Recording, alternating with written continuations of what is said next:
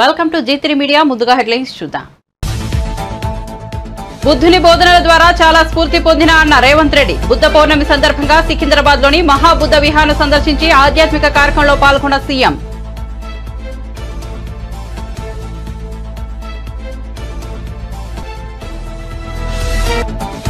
Polling రోజున EVM ధ్వంసం చేసిన పిన్నెల్లి నేడు ఏపీ హైకోర్టులో లంచ్ మోషన్ పిటిషన్ వేసిన పిన్నెల్లి విచారణ చేపట్టనున్న హైకోర్టు ధర్మాసనం.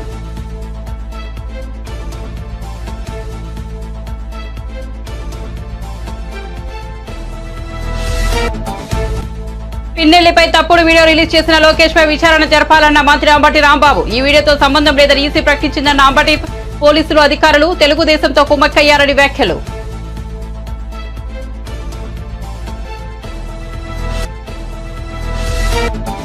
బీఆర్ఎస్ నాయకుడు శ్రీధర్ రెడ్డి హత్యను నిరసిస్తూ కొల్లాపూర్ చిన్నంబావు మండల కేంద్రంలో మృతదేహంతో పాటు పెద్ద సంఖ్యలో రాస్తారోకో. అంతిమయాత్రలో బీఆర్ఎస్ వర్కింగ్ ప్రెసిడెంట్ కేటీఆర్.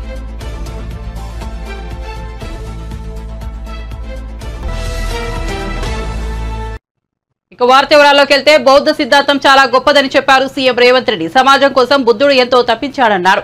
శాంతిని బోధించి సమాజానికి మంచి చేయాలనుకున్న బుద్ధుడు ప్రపంచానికి ఆదర్శంగా నిలిచారన్నారు.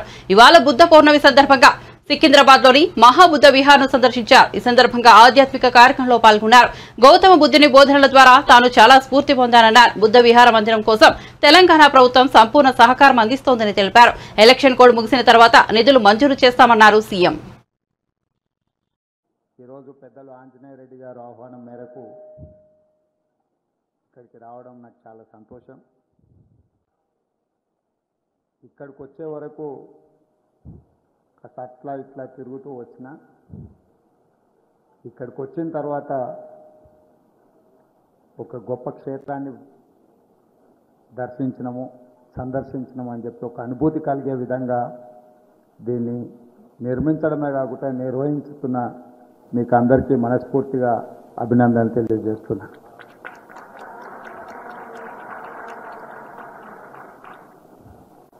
నిర్వహణ అనేది ఒక గొప్ప కమిట్మెంట్.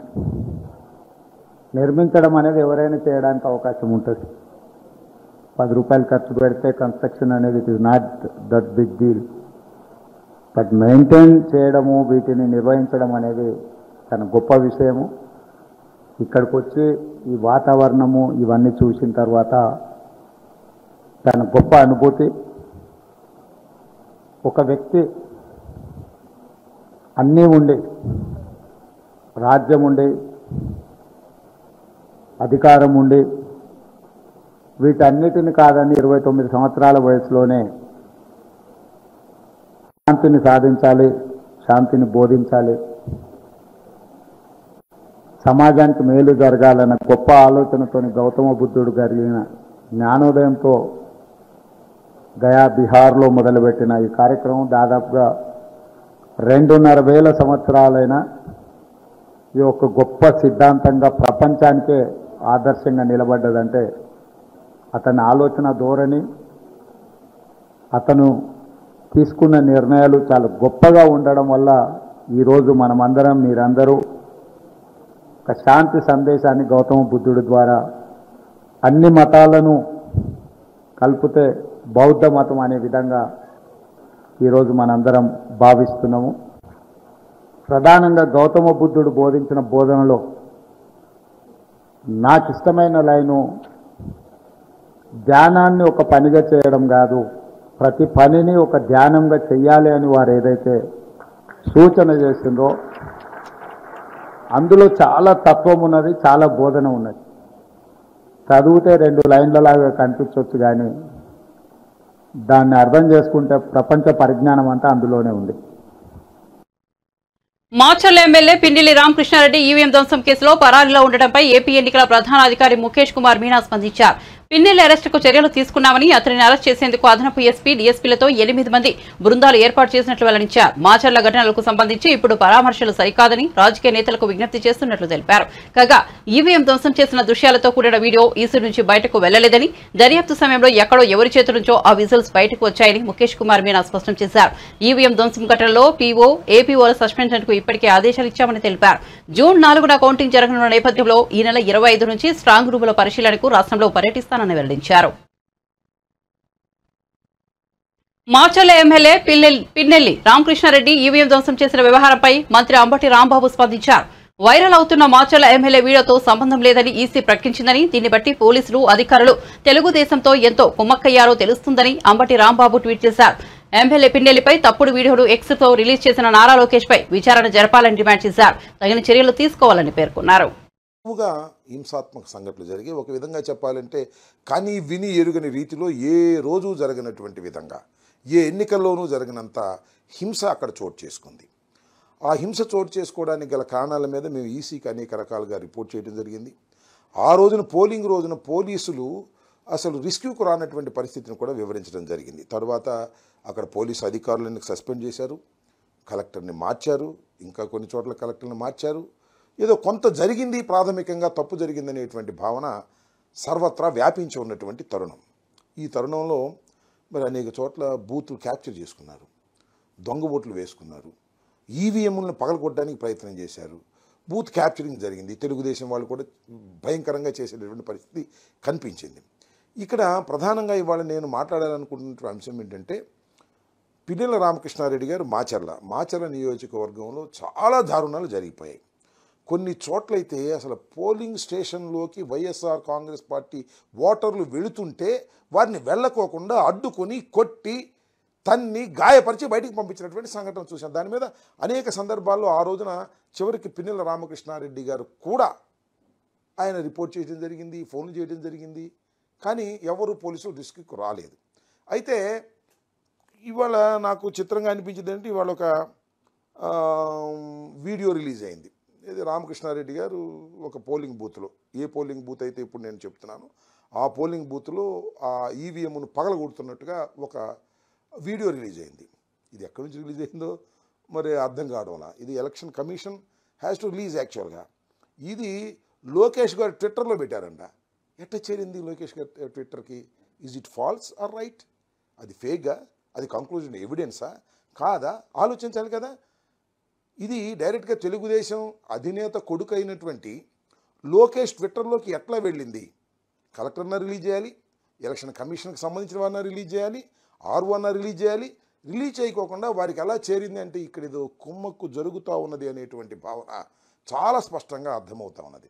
అంటే అధికారులు, ఎన్నికల కమిషన్ ఉన్న అధికారులు, తెలుగుదేశం పార్టీ వారు కలిసి కుట్ర చేస్తున్నారేమోననేటువంటి అనుమానం కలగటం సహజమైనటువంటి అంశం. ఒకవేళ అది నిజంగానే జరిగిన సంఘటన అనుకోండి, చట్టం తన పని తాను చేసుకుంటుంది, దానిలో ఏ విధమైన తప్పిదము లేదు. మేము అనేది ఏంటంటే ఇట్స్ ఎ ఫేక్ కూడా కావచ్చు అనేటువంటి అభిప్రాయం. అదే బూత్లో నేను మనవి చేస్తున్నా, ఎక్కడైతే ఇవాళ ఆ పాలవాయి గేట్ అనేటువంటి బూత్ ఉందో ఆ బూత్లో ఎంత దారుణంగా జరిగిందంటే అంతకుముందు మన పిన్నెల రామకృష్ణారెడ్డి గారు చాలా క్లియర్గా ఎస్టాబ్లిష్ చేశారు అక్కడ. అది కూడా నేను మీకు చూపిస్తా.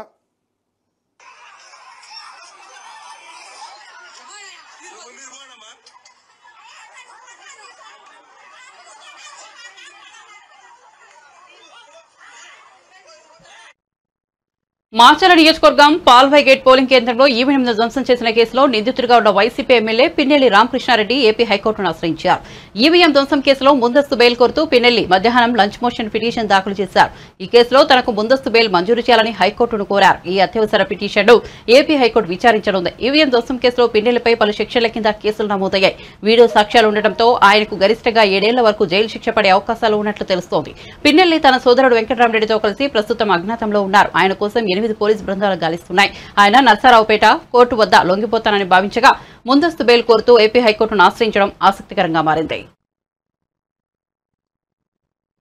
ఎన్నికల కమిషన్ ఏకపక్షంగా వ్యవహరిస్తోందని వైసీపీ నాయకుడు అనిల్ కుమార్ యాదవ్ అన్నారు. పల్నాడులో గురువారం ఆయన మాట్లాడుతూ ఎన్నికల్లో వైసీపీ నాయకులే గొడవలు చేశారు, టీడీపీ నాయకులు చాలా మంచివాళ్లు అనే విధంగా పరిస్థితులను మార్చిస్తున్నారన్నారు. పల్నాడు ప్రాంతంలో మాచర్ల నియోజకవర్గంలో ఎన్నికలకు 3 రోజుల ముందుగా క్షేత్రస్థాయిలో సిబ్బందిని మార్చేశారని తెలిపారు. ఒక సామాజిక వర్గానికి చెందిన అధికారులను ఎక్కువగా నియమించారని ఆరోపించారు. అదే రోజున 3 గంటలు లెటర్ రాశారు.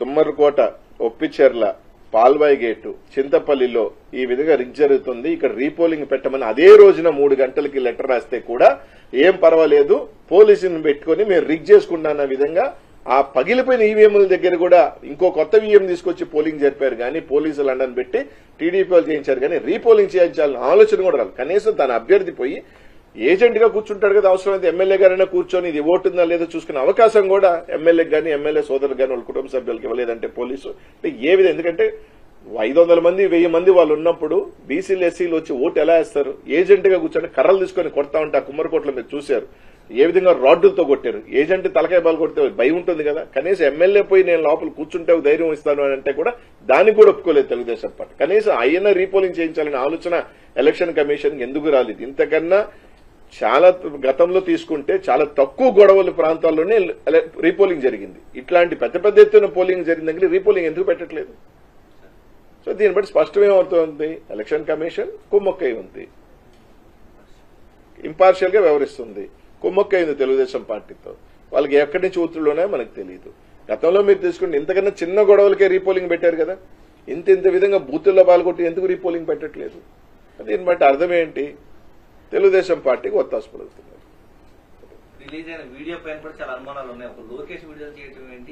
అదే చెప్పేది, లోకేష్ రిలీజ్ చేయటము తెలుగుదేశం పార్టీ గ్రూపులు అంటాం. నిజంగా ఒక అఫీషియల్ గా రిలీజ్ చేసినప్పుడు ఎలక్షన్ కమిషన్ లో నుంచో లేకపోతే ఎలక్షన్ కమిషన్ గ్రూపులో రావాలి. అలా కాకుండా తెలుగుదేశం పార్టీలో నుంచి రావటం, లోకేష్ ట్వీట్ చేయటం, ఎలక్షన్ కమిషన్ స్పందించడం. దీని మీద అసలు నేను అడిగేది ఏంటంటే ఎవరు లీక్ చేశాడు ఇది? సరే అది మా తప్ప ఒప్ప దాని గురించి నేను మాట్లాడలేదు. When it is a confidential దాన్ని బయటకు వచ్చింది కదా, బయటకు వచ్చినప్పుడు కొరవ 9 ఎందుకు రిలీజ్ చేయట్లేదు? కొరవ 9 కూడా రిలీజ్ చేయాలి కదా. ఎలక్షన్ కమిషన్ ఎవరు చేశారో దాన్ని బాధ్యులు చేసి వాళ్ళ మీద యాక్షన్ కట్టాలి కదా. ఇట్స్ ఎ కాన్ఫిడెన్షియల్ రిపోర్ట్ బయటకు వచ్చినప్పుడు అవి ఎందుకు తీసుకోవట్లేదు? దాని గురించి మీరు ఎందుకు యాక్షన్ తీసుకోవట్లేదు? సంబంధించిన అధికారులు ఎవరైతే ఉన్నారో వాళ్ళ మీద కూడా చర్యలు చేపట్టాలా లేదా, ఇన్వెస్టిగేషన్ చేయాలా లేదా? ఖచ్చితంగా డిమాండ్ చేస్తాం. అది ఎలక్షన్ కమిషన్ వదిలేస్తున్నాం, ఇంకెంతకన్నా మీ నైతికతకు వదిలేస్తున్నాం. లెటర్ రాశారు. తుమ్మరకోట, ఒప్పిచెర్ల, పాల్వాయి గేటు, చింతపల్లిలో ఈ విధంగా రిగ్ జరుగుతుంది, ఇక్కడ రీపోలింగ్ పెట్టమని అదే రోజున 3 గంటలకి లెటర్ రాస్తే కూడా ఏం పర్వాలేదు, పోలీసుని పెట్టుకుని మీరు రిగ్ చేసుకున్న విధంగా ఆ పగిలిపోయిన ఈవీఎంల దగ్గర కూడా ఇంకో కొత్త ఈవీఎం తీసుకొచ్చి పోలింగ్ జరిపారు కానీ పోలీసులు లండన్ పెట్టి టీడీపీ వాళ్ళు చేయించారు కానీ రీపోలింగ్ చేయించాలని ఆలోచన కూడా రాదు. కనీసం తన అభ్యర్థి పోయి ఏజెంట్ గా కూర్చుంటాడు కదా. లోక్సభ ఎన్నికల ఫలితాల తర్వాత బీఆర్ఎస్ ఉండదని మంత్రి కోమటిరెడ్డి వెంకటరెడ్డి జోసిం చెప్పారు. ఇచ్చిన హామీలను ప్రాధాన్యత క్రమంలో నెరవేర్చుతామని తెలిపారు. హైదరాబాద్ లో ఆయన మీడియాతో మాట్లాడారు. సీఎం రేవంత్ రెడ్డిపై కేటీఆర్ చేసిన వ్యాఖ్యలు సరికాదన్నారు. ఎన్నికల్లో బీఆర్ఎస్ అభ్యర్థులకు డిపాజిట్లు కూడా దక్కవన్న అసహనంతో కేటీఆర్ ఇష్టానుసారంగా మాట్లాడుతున్నారని ఎద్దేవా చేశారు.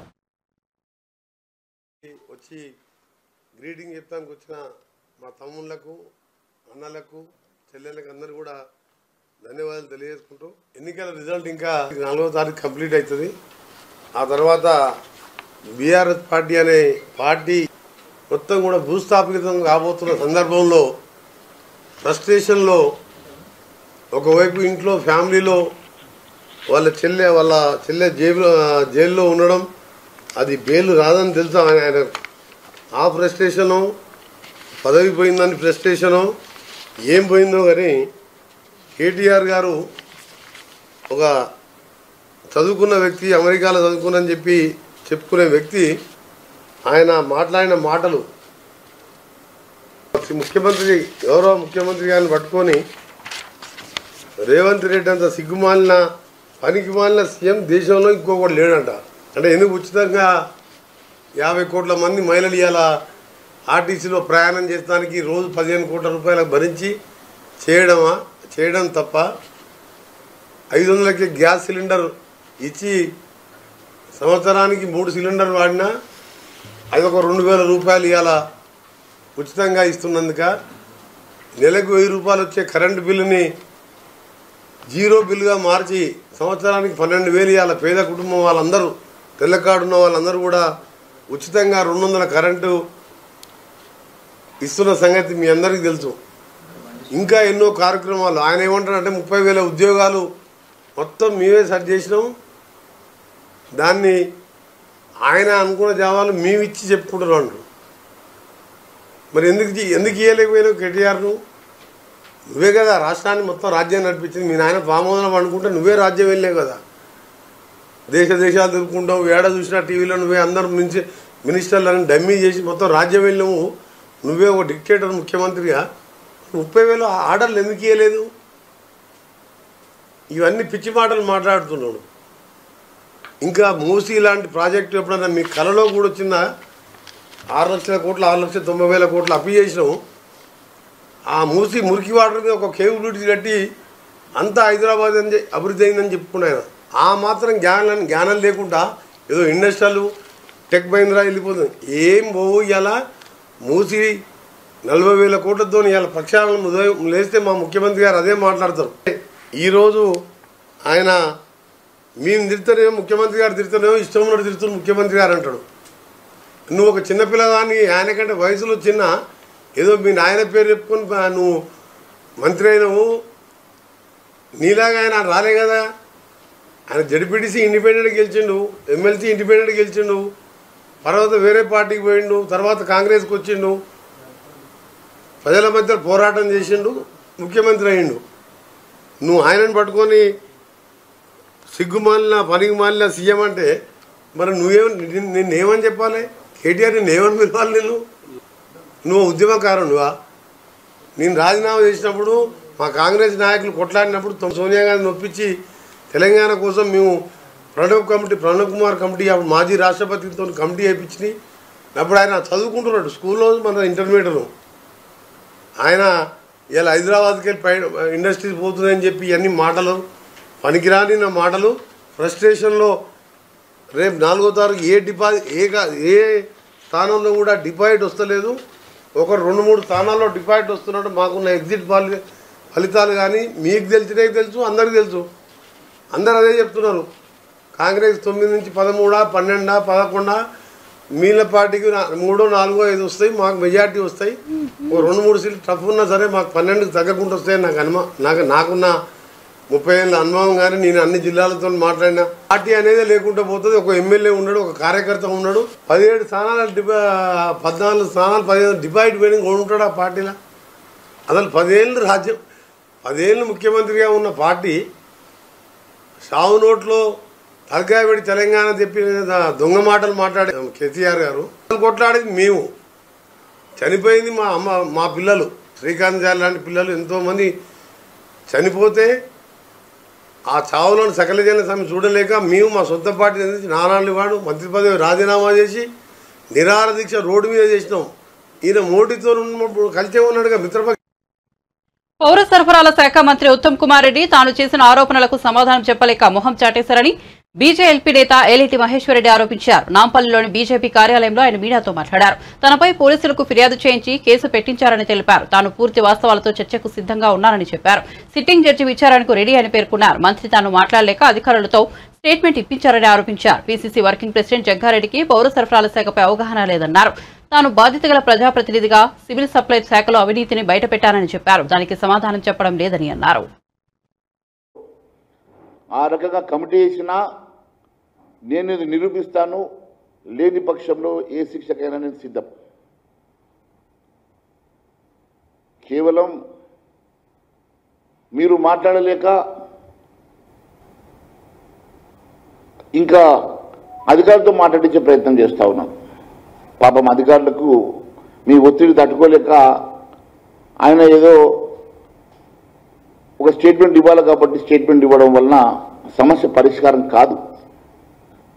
సమస్య పరిష్కారం కావాలంటే నేను ఇచ్చినటువంటి ఆధార్తో సహా చేసినటువంటి ఆరోపణలు మీరు ఏ రకంగా రెక్టిఫై చేస్తారు, ఏ రకంగా సివిల్ సప్లైస్లో ఉన్నటువంటి అవినీతిని, సివిల్ సప్లైస్లో ఉన్నటువంటి అవకతవకల్ని ఏ రకంగా మీరు సరిదిద్దుతారో చేయాల్సినటువంటి బాధ్యతాయుతమైనటువంటి పదవిలో ఉన్నటువంటి ఉత్తమ్ కుమార్ రెడ్డి గారు ఈరోజు దిగజారి పోలీస్ కంప్లైంట్లు పెట్టి ఇప్పుడే జగ్గారెడ్డి గారితో కూడా ఒక స్టేట్మెంట్ ఇప్పించారు. జగ్గారెడ్డి గారి స్టేట్మెంట్ నేను చూశాను. నన్ను ఉత్తమ్ కుమార్ రెడ్డి గారు ఫోన్ చేసి బతిమలాడి నాతో ఒక ప్రెస్ మీట్ పెట్టమంటే నేను ప్రెస్ మీట్ పెడుతున్నానని చెప్పారు. పాపం జగ్గారెడ్డి గారికి సివిల్ సప్లైస్ మ్యాటర్లో జరుగుతున్నటువంటి అంశం మీద వారికి ఏం అవగాహన ఉంది? మీరు మంత్రిగా నేను చేసినటువంటి ఆరోపణలు, నేను సంధించినటువంటి ప్రశ్నలకు సమాధానం మీరు చెప్పాలి. నేను ఒక ప్రజాప్రతినిధిగా, భారతీయ జనతా పార్టీ శాసనసభ పక్ష నేతగా ఆధారంతో సహా నేను చాలా అంశాలని, చాలా ప్రశ్నలని సంధించి దాంట్లో జరుగుతున్నటువంటి అవకతవకలు వెలికితీస్తే వాటిని సరిచేస్తామనో లేకుంటే వాళ్ళ మీద చర్యలు తీసుకుంటామనో చెప్పాల్సినటువంటి మీరు భుజాలు తడుముకుంటూ మీరే అవినీతి చేసినట్టుగా ముఖం చాటేస్తూ మీరు చేసినటువంటి పోలీస్ కంప్లైంట్ల ద్వారానో లేక అధికారులతో స్టేట్మెంట్ ఇవ్వడం వలన సమస్య పరిష్కారం కాదు అని నేను తెలియజేస్తా ఉన్నాను. మంత్రి గారు, మీరు ఏ రోజు వస్తే ఆ రోజు చర్చకు సిద్ధం. నేను దానికి ముందు ఒక 4-5 అంశాలు నేను మీ దృష్టికి తీసుకొస్తా ఉన్నా.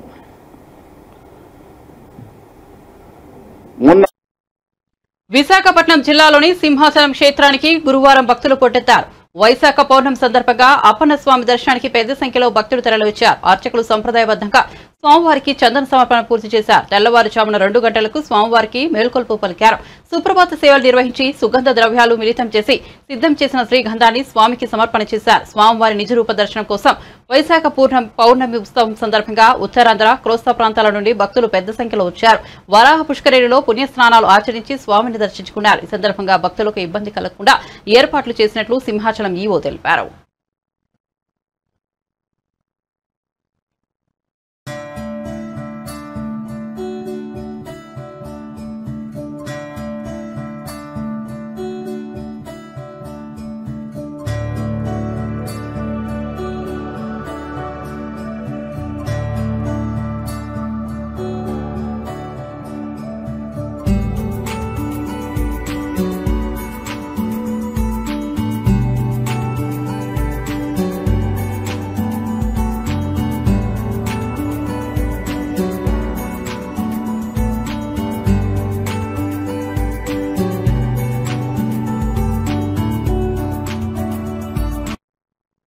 విశాఖపట్నంలో జగన్, కేఏ పాల్ ఇద్దరు ప్రమాణ స్వీకారం చేస్తానని చెబుతున్నారని, అది పిచ్చాసుపత్రిలో చేస్తారో మరి ఎక్కడైనా చేస్తారో వారి ఇష్టమని, అది కూడా మాక్ ప్రమాణ స్వీకారం అని నర్సాపురం ఎంపీ రఘురామకృష్ణరాజు అన్నారు. అంబేద్కర్ కోనసీమ జిల్లా రావులపాలెంలో తెలుగు యువత జిల్లా అధ్యక్షుడు చిలువూరి సతీష్ రాజు ఆధ్వర్యంలో కార్యకర్తలు, నాయకులు ఘనస్వాగతం పలికారు. సతీష్ రాజు స్వగృహం వద్ద కార్యకర్తలు, నాయకులతో రఘురామకృష్ణరాజు సమావేశమయ్యారు. అనంతరం వాడపల్లి వెంకటేశ్వర స్వామి వారిని దర్శించుకుని ప్రత్యేక పూజలు నిర్వహించారు. ఆత్రేయపురంలో మండల తెలుగుదేశం పార్టీ అధ్యక్షుడు ముదునూరి వెంకటరాజు నివాసం వద్ద ఏర్పాటు చేసిన విలేకరుల సమావేశంలో రఘురామకృష్ణరాజు మాట్లాడుతూ త్వరలోనే రాష్ట్ర ముఖ్యమంత్రిగా అమరావతిలో చంద్రబాబు నాయుడు ప్రమాణ స్వీకారం చేస్తారన్నారు. కూటమికి 125 సీట్లు తగ్గకుండా వస్తాయన్నారు. జూన్ 9వ తేదీన జగన్ ప్రమాణ స్వీకారం చేస్తానని అంటున్నారని, అలాగే కేఏ పాల్ కూడా విశాఖపట్నంలో చేస్తానంటున్నారని, ఇద్దరు కూడా పిచ్చాసుపత్రిలో చేస్తారన్నారు. అది కూడా మాకు ప్రమాణ స్వీకారం అన్నారు. వైఎస్ఆర్సీపీ ఎమ్మెల్యే పిన్నెల్లి రిగ్గింగ్ ఆపడానికి వెళ్లారని సాక్షి పేపర్లో రాయడం విడ్డూరంగా ఉందన్నారు. రిగ్గింగ్ ఆపడానికి వెళ్తే ఎందుకు పారిపోవాల్సిన పని వచ్చిందన్న పేర్కొన్నారు. విశాఖపట్నంలో ప్రమాణ స్వీకారం చేస్తానని అన్నారు. 151 పైగా స్థానాలు వస్తాయన్నారు. అదే విశాఖపట్నం నుంచి కేఏ పాల్ గారు ఎంపీగా పోటీ చేశారు. ఆయన నాకు 10 లక్షల ఓట్లు, 15 లక్షలకు గాను 10 లక్షల ఓట్లు పోలేనివి. విశాఖపట్నం ఎంపీగా నా పని నేను ఆల్రెడీ ప్రారంభిస్తాను అని చెప్పిన సందర్భంగా మీలాంటి విలేకరులు అడిగారు, మరి ఎన్ని స్థానాలు వస్తాయి అనుకుంటున్నారు అంటే 150 ఖచ్చితంగా వస్తాయి. ఏమో ఈ ట్రెండ్ ఇలాగే ఉంటే 175 వచ్చినా పర్వాలేదు అని పాల్ గారు అన్నారు. పాల్ గారికి ఏదైతే 175 అన్నారో, జగన్మోహన్ రెడ్డి గారికి తరఫున బొత్స సత్యనారాయణ గారు కూడా 175 వస్తాయని చెప్పారు. పాల్ గారు వైజాగ్లోనే ప్రమాణ స్వీకారం చేస్తా అన్నారు. జగన్ గారు వైజాగ్లోనే ప్రమాణ స్వీకారం చేస్తానంటున్నారు. సో ఈ రెండు విడివిడి వార్తలు మీరు కలిపి మీరే చదువుకోండి, దాన్ని బట్టి మీరు అర్థం చేసుకోండి. ఖచ్చితంగా 125 స్థానాలకి తగ్గకుండా తెలుగుదేశం పార్టీ కూటమి అంటే తెలుగుదేశం, జనసేన, భారతీయ జనతా పార్టీల కూటమి కలిసి లీస్టుగా సాధించబోతున్నాయి. అది మరింత పెరగవచ్చు. ఎందుకంటే నేను వాళ్ళకిలాగా పిచ్చోళ్ళలాగా నేను మాట్లాడను. 175 వస్తాయని ఇలాంటి పిచ్చి మాటలు మాట్లాడను. ఖచ్చితంగా వచ్చే స్థానాలే సర్వేలు చూసి మేము చేయించిన సర్వేలు కానీ ఇతరులు చేసిన సర్వేలు కానీ అవి ఇవి క్రాస్ వెరిఫై చేసుకుని ఏదన్నా చెప్పాము అంటే ఒక క్రెడిబిలిటీ అనేది గత 4 ఏళ్లుగా నాకు ఏర్పడింది. కాబట్టి రాజుగారు ఏది పడుతుంది లూజుగా మాట్లాడడం అని అందరూ అనుకుంటారు. కాబట్టి నేను ఏది చెప్పినా కూడా ఒక ప్లస్ ఆర్ మైనస్ ఒక 5 లాగా ఉండాలి తప్ప చిల్లర వ్యక్తుల్లాగా చిల్లర మాటలు మాట్లాడకూడదు. నేను చెప్పొచ్చు 175 మాకు వస్తున్నాయని, దరిద్రంగా ఉంటుంది, చెప్పకూడదు. సో కాబట్టి 125 సీట్లకు తగ్గవు. మంచి ఇంకా పైచీలకు ఓట్లు మొన్న ఎలక్షన్ జరిగిన ఆ ప్యాటర్న్ చూస్తే ప్రజలు ఎంతో ఓపికగా రాత్రి కొన్ని చోట్ల 12 దాటింది, అయినా ఒక లక్ష్యంతో ఒక కక్షతో ఓట్లు వేసినట్టుగా అనిపించింది. కక్ష గత ప్రభుత్వం మీద 5 ఏళ్ల క్రితం ఓడిపోయిన ప్రభుత్వం మీద ఉండే అవకాశం లేదు. ప్రస్తుతం ఉన్న పాలకుల మీదే ఆ కక్ష అనేది ఉంటుంది. కాబట్టి 125 పైన ఎన్ని స్థానాలు వచ్చినా రావచ్చు, కానీ ఖచ్చితంగా గెలిచే స్థానాలు అయితే 125 అని చెప్పి నేను మనస్ఫూర్తిగా విశ్వసిస్తున్నాను. రేపు 4వ తారీఖు 12-1 గంటకల్లా మనకి ట్రెండ్ అర్థమైపోతుంది. పాల్ గారు కానీ జగన్ గారు కానీ మరి విశాఖపట్నంలో మెంటల్ హాస్పిటల్లో చేసుకుంటారా, ఇంకెక్కడైనా ప్రమాణ స్వీకారం చేస్తారో వాళ్ళ ఇష్టం. ఎందుకంటే వాళ్ళు చేసేది మాక్ ప్రమాణ స్వీకారం. కాబట్టి మేము చంద్రబాబు నాయుడు గారు అమరావతిలోనే ప్రమాణ స్వీకారం చేస్తారు. అది 9 లేకపోతే ఒక రోజు ముందో ఒక రోజు తర్వాత అనేది ఆయన నక్షత్రం బట్టి ఆయన జ్యోతిష్యులు ఆర్ సిద్ధాంతులు చెప్పిన దాన్ని బట్టి ఆధారపడి ఉంటుంది. ఖచ్చితంగా చంద్రబాబు నాయుడు గారు, పవన్ కళ్యాణ్ గారు, భారతీయ జనతా పార్టీ నాయకత్వంలోనే రాష్ట్ర ప్రభుత్వం ఏర్పడుతుందని చెప్పడంలో ఎటువంటి సందేహం లేదు. అసలు జగన్మోహన్ రెడ్డి గారు వస్తారా, 1వ తారీఖు రారా? హత్య రాజకీయాలు తెలంగాణకు మంచిది కాదని బీఆర్ఎస్ వర్కింగ్ ప్రెసిడెంట్ కేటీఆర్ పేర్కొన్నారు. 4 నెలల కాలంలోనే 2 హత్యలకు కారణమైన మంత్రి జూపల్లి కృష్ణారావును మంత్రివర్గం నుంచి సస్పెండ్ చేయాలని సీఎం రేవంత్ రెడ్డిని కేటీఆర్ డిమాండ్ చేశారు. చిన్నంబావు మండలం లక్ష్మీపల్లిలో బొడ్డు శ్రీధర్ రెడ్డి అంతిమయాత్రలో పాల్గొన్న సందర్భంగా కేటీఆర్ మీడియాతో మాట్లాడారు. శ్రీధర్ రెడ్డి హత్యకు జూపల్లి కృష్ణారావే బాధ్యత వహించాలని పేర్కొన్నారు. ఇది మొదటి హత్య కాదు, పేరుకేమో ప్రజాపాలన, చేస్తున్నది ప్రతీకార పాలన. ప్రతీకారంతో రగిలిపోతూ ఎన్నికల్లో ఒత్తాసు పలకని వారి మీద ప్రతీకారం తీర్చుకునే దిక్కుమాలిన పాలన. ఇది కాంగ్రెస్ పాలన. ఈ హత్యకు ప్రభుత్వమే బాధ్యత వహించాలని తెలిపారు. ప్రతీకారంతో రగిలిపోతూ ఎన్నికల్లో తనకు వత్తాసు ఎవరెవరు పలకలేదో వారి మీద ప్రతీకారం తీర్చుకునే దిక్కుమాలిన పాలన ఇది కాంగ్రెస్ పాలన. ఇవాళ ఈ దారుణమైన హత్యకు ప్రధానంగా బాధ్యత తీసుకోవాల్సింది ప్రభుత్వమే. అందులో ముఖ్యంగా నేను ముఖ్యమంత్రి రేవంత్ రెడ్డిని డిమాండ్ చేస్తా ఉన్నా. ఈ మంత్రి కొల్లాపూర్లో మన తెలంగాణలో ఎక్కడా లేని ఫ్యాక్షన్ సంస్కృతిని ఇక్కడ తెచ్చి జనవరిలో మల్లేష్ యాదవ్ మృతికి కారణమైనారు. మరి ఈరోజు శ్రీధర్ రెడ్డి గారి మృతికి కూడా కారణమైనారు. ఒకటే నియోజకవర్గంలో 4 నెలల వ్యవధిలో 2 హత్యలు జరిగినాయంటే మరి మంత్రి గారి ప్రోద్బలం లేకుండా, మంత్రి గారి ప్రమేయం లేకుండా ఆయన అనుచరులు ఇంత దారుణాలకు తెగబడరు. ముందుగా రేవంత్ రెడ్డికి నిజంగానే చిత్తశుద్ధి ఉంటే శ్రీధర్ రెడ్డి హత్య విషయంలో ముందుగా మంత్రి గారిని బర్తరఫ్ చేసి తన చిత్తశుద్ధిని చాటుకోవాలి. నెంబర్ 1. రెండవది, మాకు ఈ రాష్ట్రంలో ముఖ్యంగా స్థానికంగా ఉండే పోలీస్ వ్యవస్థ మీద మాకు నమ్మకం లేదు. ఖచ్చితంగా అయితే ఒక స్పెషల్ ఇన్వెస్టిగేషన్ టీం వేసి ఎంక్వైరీ చేయడమా, లేదా ఒక వరుస హత్యల మీద ఒక జ్యుడిషియల్ ఎంక్వైరీకి కాల్ చేయడమా, ఈ రకంగానన్నా ప్రభుత్వం తన చిత్తశుద్ధి చాటుకోవాలి. ఒకవేళ నిజంగానే ఇందులో ప్రభుత్వ పాత్ర లేకపోతే, మంత్రి పాత్ర లేకపోతే నిష్పక్షపాతంగా విచారణ జరగడానికి సహకరించాలి. సరిగ్గా 15 రోజుల కిందట మరి మా నాయకులు వారం 10 రోజుల కిందట నిజానికి మా ఆర్ఎస్ ప్రవీణ్ కుమార్ గారు, గువ్వల బాలరాజ్ గారు, హర్షవర్ధన్ రెడ్డి గారు, మరిజనార్దన్ రెడ్డి గారు డీజీపీని కూడా కలిసినారు. కలిసి ఈ ప్రాంతంలో కొత్తగా ఒక హింసాయుతమైన సంస్కృతి కొత్తగా కనబడతా ఉన్నది. గ్రామీణ ప్రాంతాల్లో దాడులకు తెగబడుతున్నారు, చెలరేగిపోతున్నారు, పోలీసులు ప్రేక్షక పాత్ర వహిస్తున్నారు. బులెటిన్ ముగించే ముందు హెడ్లైన్స్ మరోసారి చూద్దాం. బుద్ధుని బోధనల ద్వారా చాలా స్ఫూర్తి పొందినారన్న రేవంత్ రెడ్డి. బుద్ధ పూర్ణిమ సందర్భంగా సికింద్రాబాద్ లోని మహాబుద్ధ విహార్ను సందర్శించి ఆధ్యాత్మిక కార్యక్రమంలో పాల్గొన్న సీఎం.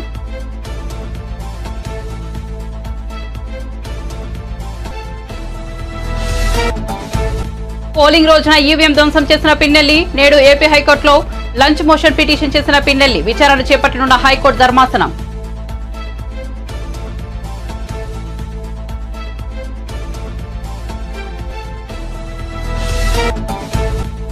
పిన్నెల్లిపై తప్పుడు వీడియో రిలీజ్ చేసిన లోకేష్ పై విచారణ జరపాలన్న మంత్రి అంబటి రాంబాబు. ఈ వీడియోతో సంబంధం లేదని ఈసీ ప్రకటించిందన్న అంబటి, పోలీసులు అధికారులు తెలుగుదేశంతో కుమ్మక్కయ్యారని వ్యాఖ్యలు.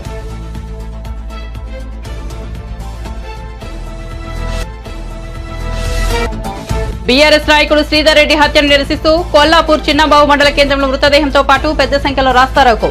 అంతిమయాత్రలో బీఆర్ఎస్ వర్కింగ్ ప్రెసిడెంట్ కేటీఆర్.